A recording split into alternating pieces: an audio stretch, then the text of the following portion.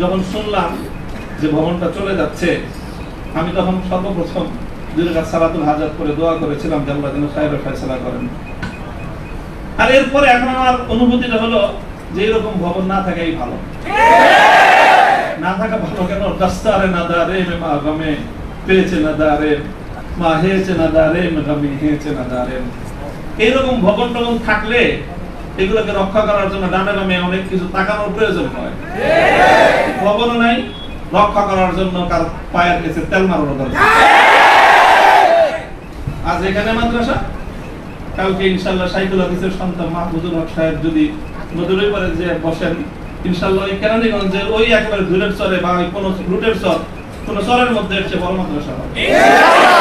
প্রয়োজন নাই ভবনের, প্রয়োজন নাই মাদ্রাসার স্থাপন কোন সম্পত্তি। ওই পুরাতন যুগে ফিরে যেতে হবে আমাদের। স্থায়ীভাবে আমি এই কথা বলতেছি। এই বিশাল বিশাল আলিশান ইমারত সাজায়, আর সেই ইমারতের মধ্যে সুন্দর সুন্দর আরামদায়ক বিলাসী রুম সাজায়, সেখানে বিলাসী এলেম চর্চা। আমি এই কথাটা আমার কাছে তো মনে পড়ছে, বিলাসী এলেম চর্চা। আজকে আমাদেরকে এই বিলাসী এলেম চর্চায় পেয়ে বসেছে। বিলাসী এলেম চর্চার পথ বাদ দিয়ে আমাদের আকাবের এবং আসলাফদের মতো সেই খেজুর গাছের তলায়, বট গাছের নিচে সালাদ চাটার উপর বসে আমাদেরকে আল্লাহ ও আল্লাহর রাসূলের তালিম দেওয়ার সেই সবক গ্রহণ করতে হবে।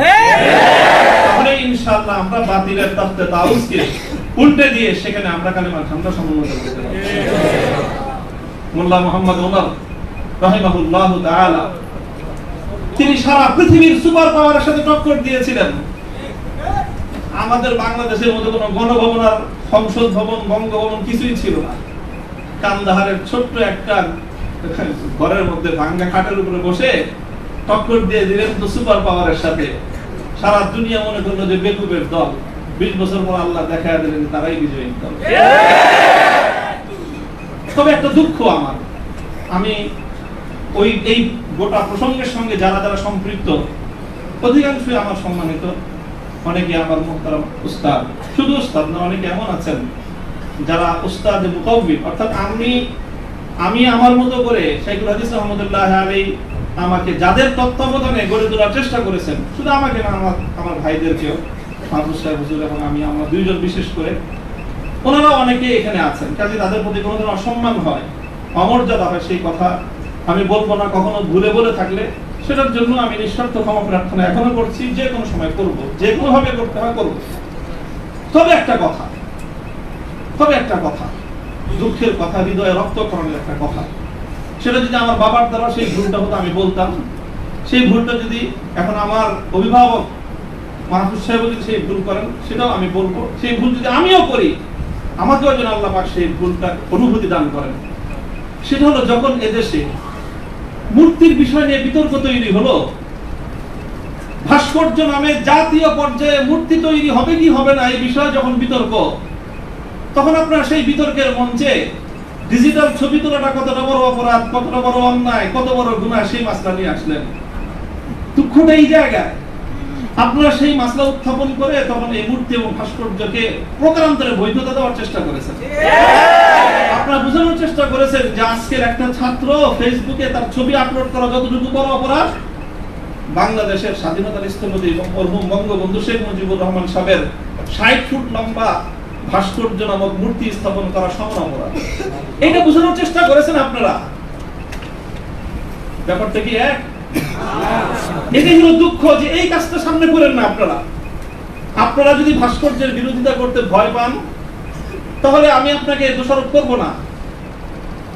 তবে ভাস্কর্য নামক এই সকল শিরকি সংস্কৃতির বিরুদ্ধে যারা কথা বলবে, তাদের প্রতিপক্ষ হয়ে মাঠে গিয়ে এই ধরনের বিতর্কিত মাসলা উত্থাপন করে জালিমের এবং যারা মূর্তি পূজারীদের দোষর, তাদের অবস্থানকে সংহত করবেন।